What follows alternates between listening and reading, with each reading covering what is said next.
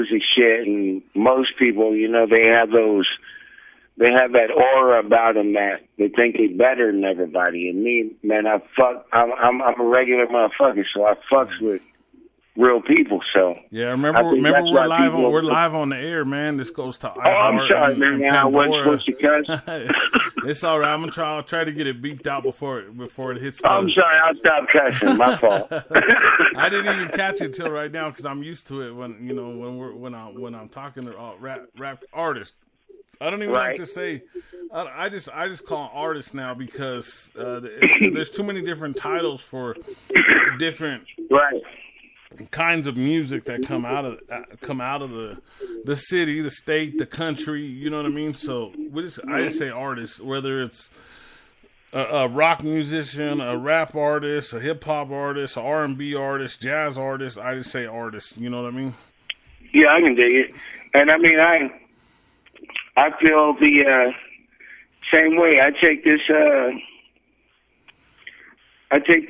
music serious. It blows people's minds, music that I listen to where they have no clue. When I write my music, it's very rare I'm listening to some other hip hop music. I could be listening to some rock music. I could be listening to some R&B music, some throwback music, some punk rock music. I could be listening to some classical music, and something will hit me, inspire me, and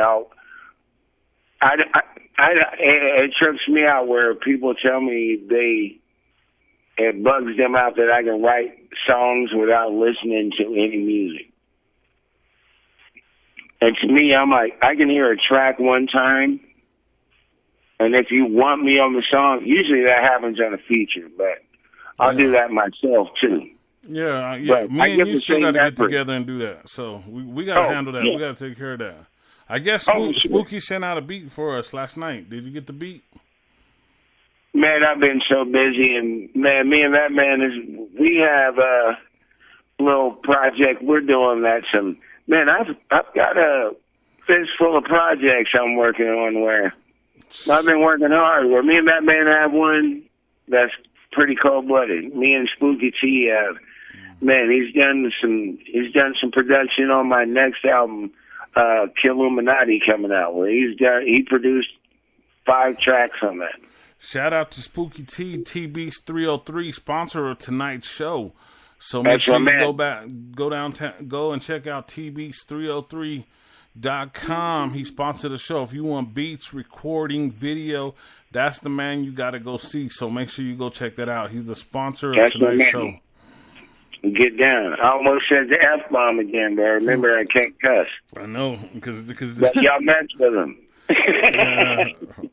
Make sure you check this out on iTunes, on iHeart, on Pandora, there's so many different ones. I try to name as the most ones I can remember. So, but iHeart, Pandora, jeez. There's so many. Just Google it and you could find it. If you don't find it on your local social media, make sure you find this podcast wherever you can, because you got the legendary Killer the Hun in the house. I appreciate that. And I didn't know Killer the Hun was older than me. He's 28 years old. You know, I'm 27. He's 28. I'm over here going, damn. We got kids the same age. You're a fucking fool, man. Oh, my boy, dude. You're a fool, man. I told you I wasn't going to blow that up, but I was going to say that part. Right. You're a fool. I love you, fam. You know I got you whenever you need me, man. Bars, shit, anything. Music, street, whatever the fuck. You know I did it again. You know I got mad love for you. My fault, bro. Yeah, so I'm riding for you. I appreciate you. I want to know, like, who you're directly working with on the new album, the new CD that's coming out, the new release, the new iTunes download. Who are you working with on it? I can't tell you that. I'm talking about, like, your personal homies that you're working with. I'm not talking about majors or nothing like that. I know you already said Spooky T. but just just a couple of the guys that you work with on a regular basis. That's all I want to know, so we can give them a shout out. You know what I mean? Yeah, I heard what you said. I can't tell you that. Oh man. Mm-hmm. Okay, I already kind of know who it is. It's going to be, man. I'm trying to give them a little love so they can get some promotion. You know how this works, man. They don't need no love because they already ride with your boy. This is going to be my next album.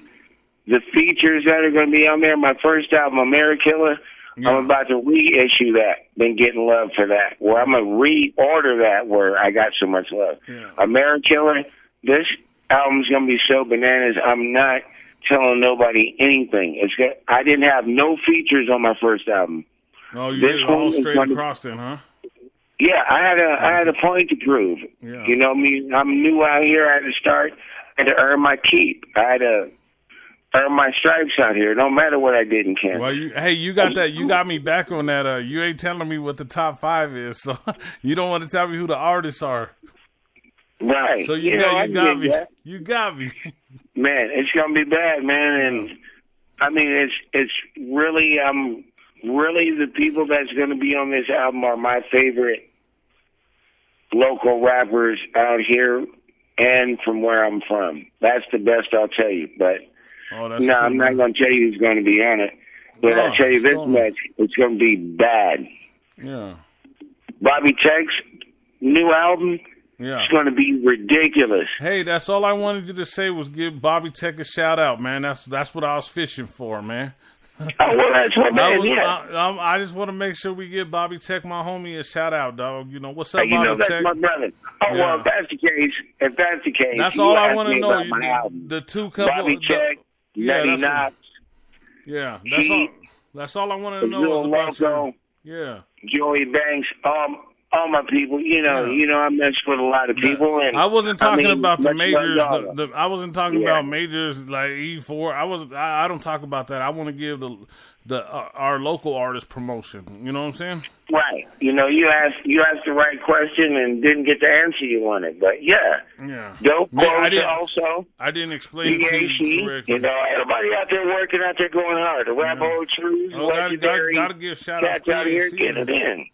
Yeah. Ike, you know you do it too. Yeah. You know, man. I just want to show the love to the local scenery. You know what I'm saying? Plus, you got the new album coming out. You got a date for you got the date for the new record, man.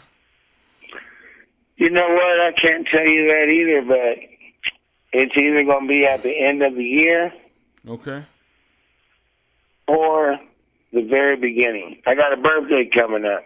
And my birthday is on January 29th, and that's actually called Kansas Day. So I think I might wait till January. Yeah, that sounds cool, man. That gives you a lot of time to promote. It's going to get here quicker than we think, man. So I probably won't promote it. I think it'll just go under the radar and slowly bubble, because that's what Amerikiller did. And that album's bad. Really bad. I was super proud of that, where I took my time I'm trying to get it back to bars. You know what it is. Yeah. That other silly stuff. Nah. Yeah, that's what I was asking you. Real talk. Do you feel like more of a punchline artist? Do you feel more like of a storyteller? Or do you feel more of an off-the-wall type of rapper? How do you feel? Or do you combine it all? Or how do you feel about that? My fault. I was taking a shot of this Henny. Let me get this pineapple chaser real quick. The Henny. Nobody asked me. You got some good questions. Hey, I don't do a lot of hip hop interviews. I do interviews with like the Broncos and stuff like that, man. What I would define my shit.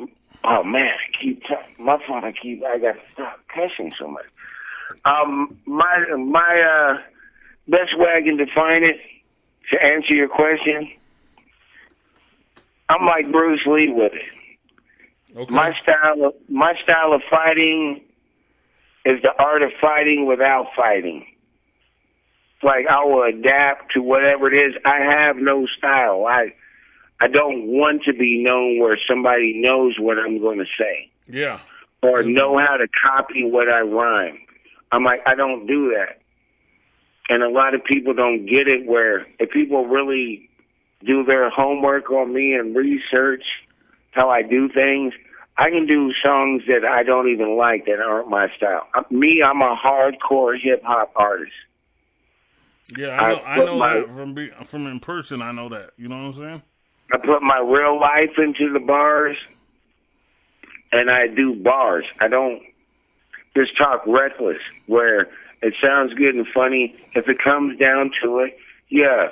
Word to my homeboy Straight Jacket, we can shoot, box, or rap. F who got your back. You know, I'm like, I mean what I say on the bars. Like, and yeah, I go everywhere by myself. I ain't hard to find.